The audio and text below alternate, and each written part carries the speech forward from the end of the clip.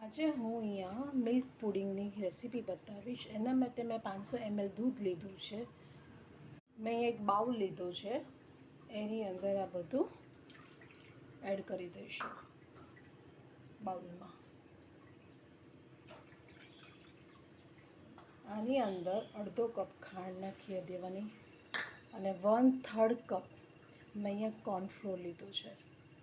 તમારી પાસે custard powder હોય તો પણ તમે લઈ શકો છો. અને આ બધું મિક્સ કરી દઈશું. આ રીતે બધું મિક્સ કરી દેવાનું. મેં અહીંયા એક પેન લીધું છે, ગેસ ચાલુ કરી દીધો છે. આજે આપણે બધું મિશ્રણ કર્યું છે એ બધું અંદર એડ કરી દેવાનું અને એકદમ થીક થાય ત્યાં સુધી એને હલાવતા રહેવાનું. જો દૂધ થીક થવા માંડ્યું છે, એમાં કોર્નફ્લોર એડ કર્યો છે ને, કન્ટિન્યુ હલાવતા રહેવાનું, ન તો ચોંટી જશે. જો થઈ ગયું છે, આમાં બબલ્સ થાય છે. હવે હું ગેસ બંધ કરી દઈશ. મિલ્ક પુડિંગને મેં એક બાઉલમાં કાઢી લીધું છે. આ રીતનું થયું છે. મેં અહીંયા 2 બાઉલ લીધા છે, તો હવે હું એને ઘીથી ગ્રીસ કરી દઈશ. આ બાઉલને મેં ઘીથી ગ્રીસ કરી રાખ્યું છે, અંદર એડ કરી દઈશ.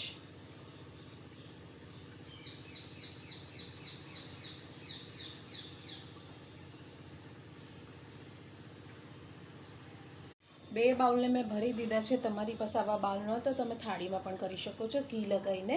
હવે આને 2 થી 3 કલાક માટે ફ્રીઝમાં સેટ કરવાનું. ડીપ ફ્રીઝમાં નહીં, ફ્રીઝમાં 2 થી 3 કલાક આપણે હવે આને સેટ કરવા માટે મૂકી દઈશું. મિલ્ક પુડિંગને મેં 3 થી 4 કલાક માટે ફ્રીઝમાં મૂક્યું હતું સેટ થવા માટે. હવે થઈ ગયું છે, કિનારીમાંથી અલગ થાય છે. હું ડીશમાં કાઢી લઈશ અને ઊંધું જ પાડી દેવાનું અને ઉઠાવી દેવાનું એકદમ.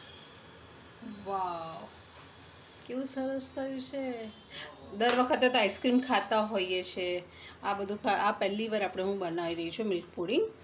તો કેટલું સોફ્ટ થયું છે. જો હવે હું આના પીસ પણ કરીને બતાવીશ.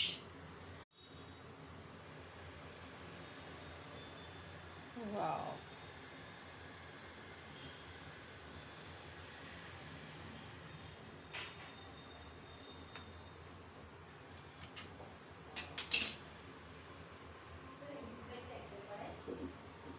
જો કેટલું સોફ્ટ થયું છે. આવી રીતે બધા પીસીસ હું કરીને રેડી કરી દઈશ.